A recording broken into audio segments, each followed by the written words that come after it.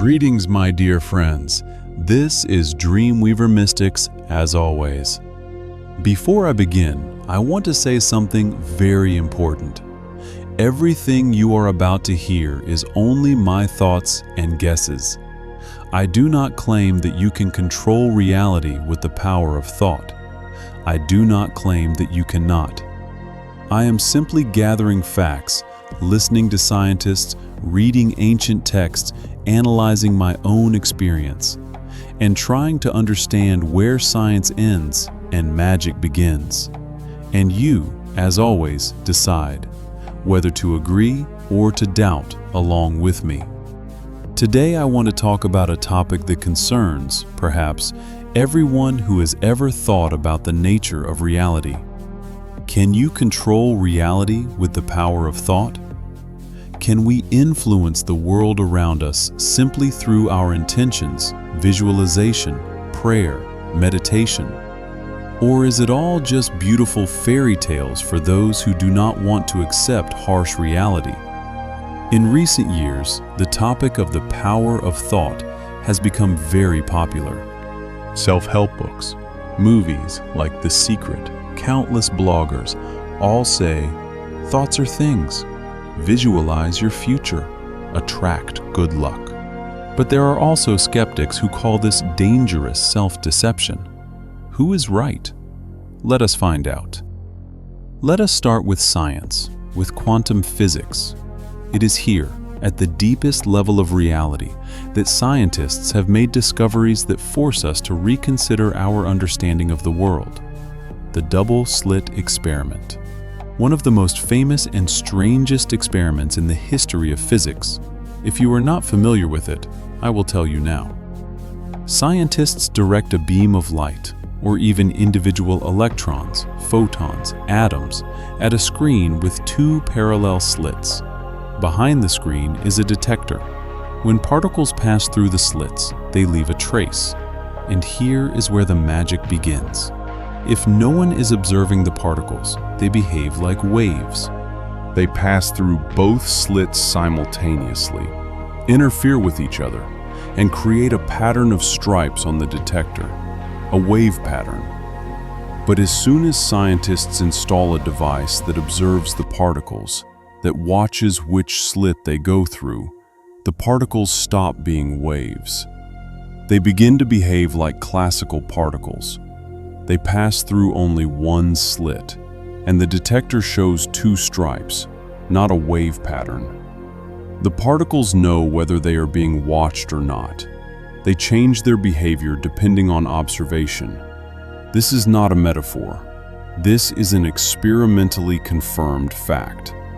The consciousness of the observer influences the behavior of quantum objects at the most fundamental level of reality. Quantum physics says there is no objective reality independent of the observer. Reality is not what is. Reality is what we measure. And the very process of measurement changes what we measure. Can this principle be extended to the macro level, to our everyday lives? We cannot move a chair with the power of thought, but can we influence events, our health, our future? Scientists argue. Some say that quantum effects disappear at the macro level. Others say that no, we simply do not yet know how to notice them. But there are other scientific findings. The placebo effect, a phenomenon that every doctor knows. A patient is given a pill with no active ingredient. They are told it is a powerful medicine, and the patient recovers. Their belief, their thought that they will get better, triggers real biochemical processes in their body. Endorphins are released, hormone levels change, the immune system activates. The power of thought healed the body, a documented fact. The placebo effect works not only for illnesses. An athlete who believes in victory wins more often. A student who believes in success performs better on exams. A business person who visualizes success more often achieves their goals.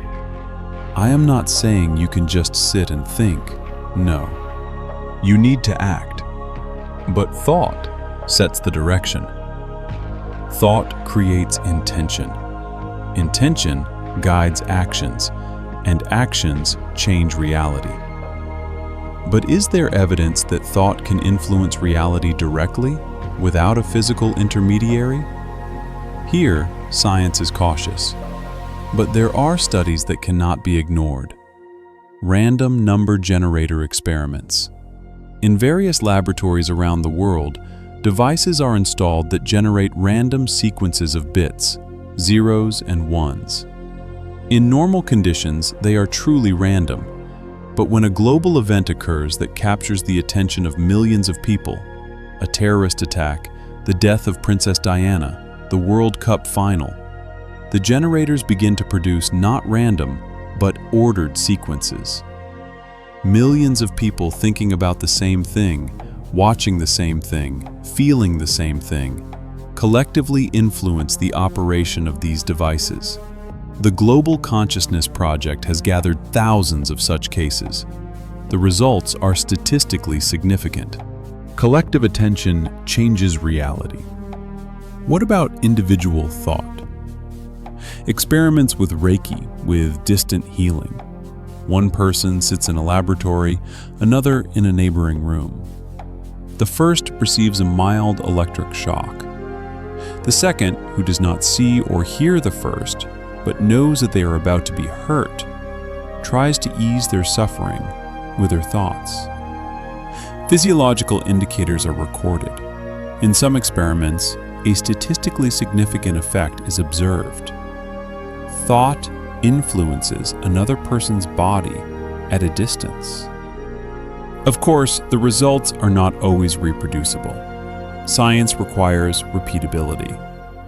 But the very fact that such effects are observed suggests that we do not fully understand the nature of consciousness and its connection to matter. Now let us look at ancient traditions. They have taught for centuries what modern science is only beginning to discover. In Hinduism and Buddhism, there is the concept that the world is an illusion, Maya. And consciousness is not a product of matter. Rather, matter is a product of consciousness. Your thoughts create your reality, not figuratively, literally. In Vedanta, it is said, what you think, you become. Not can become, you become. Right now. Every thought changes you, and you are part of the world. Therefore, every thought changes the world. In Tibetan Buddhism, there is a practice called Toggle, visions of light. Monks sit in darkness and visualize light. Over time, they begin to see it, and then they can control it. They create light with the power of thought. In Taoism, there are practices of internal alchemy. A master can change his body, slow his heartbeat, stop his breathing, raise his temperature. The power of thought controls the body. In Christianity, there is the tradition of the Jesus prayer. Monks repeat, Lord Jesus Christ, have mercy on me. Gradually, the prayer becomes continuous. It begins to sound on its own, without effort. The monk does not just think, he becomes the prayer. And this changes him, and through him, the world around him. And now, my thoughts, my doubts, my conclusions. I do not know if I can move a chair with the power of thought. I do not know if I can make it rain tomorrow. I do not know if I can win the lottery just by visualizing the win. But I know something else. I know that my thoughts affect my body. When I think about something troubling, my heart beats faster. When I recall something pleasant, I smile. When I am angry, my muscles tense. This is a fact. I know that my thoughts affect my actions, and actions affect the world. If I think I am a failure, I act like a failure, and the world responds with failures. If I think I am capable of great things, I act differently, and the world responds differently. I know that my thoughts affect others. People sense my mood. If I arrive with a smile, those around me smile back. If I arrive with aggression, they close off. And here is what I have understood. The question, can you control reality with the power of thought, is not quite right. It assumes that reality is something separate from us, that there is a me and there is a world, and I am trying to influence the world from the outside. But what if me and world are not separate? What if we are part of reality? What if reality is not a stage and we are not the audience? We are both the stage and the actors and the directors and the audience all at once. In quantum physics, the observer is not separate from the observed. They are one.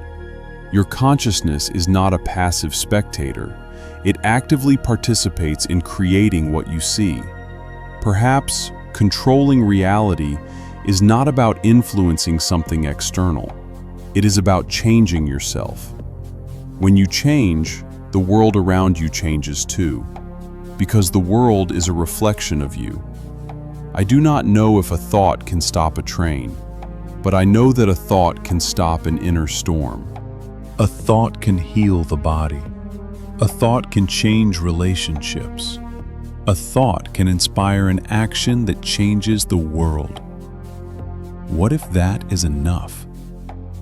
What if we do not need to stop trains? Meditate, visualize, pray, think good thoughts. Not because it is a magical ritual, but because it changes you, and you are part of the world. Change yourself, and the world will change with you. And that is all for today. This was Dreamweaver Mystics. Do not forget to subscribe to the channel if you have not already, and hit the notification bell so you do not miss new videos. And write in the comments, have you tried to control reality with the power of thought? What worked for you? What did not? I read everything. And remember, your mind is not a passenger in your life. It is the driver, but a driver who can take a wrong turn. Choose your direction. Until next time.